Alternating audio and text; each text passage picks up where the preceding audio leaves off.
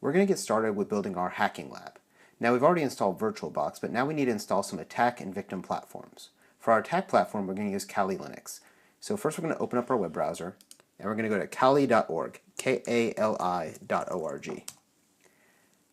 Once we get to Kali, we're going to go to the downloads link, and we're going to click on the 32-bit ISO. The reason I'm choosing the 32-bit is because that'll work on both 32 and 64-bit systems. Kali Linux is a distribution that's created by Offensive Security, and it has a lot of the tools that we're going to use throughout this course, and there's hundreds and hundreds of tools packed into Kali Linux, so it's a really good ethical hacking platform. Now that it's finished downloading, we're going to close our web browser, and we'll go to our downloads. You can see here I have Kali 2016.2 i386. That's going to be the ISO file we're going to use. Now we're going to open up our VirtualBox. Once it's open, we're going to click on New to create a new virtual machine.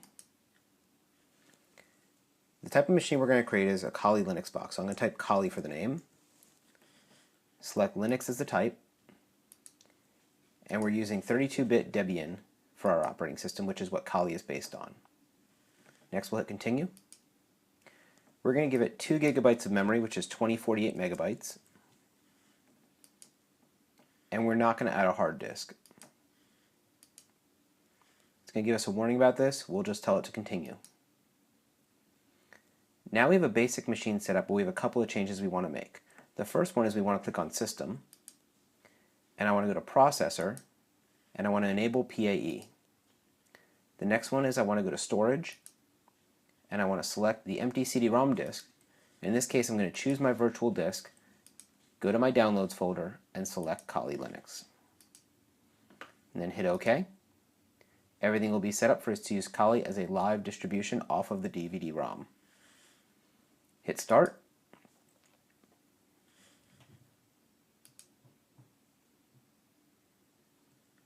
Enter the live distribution.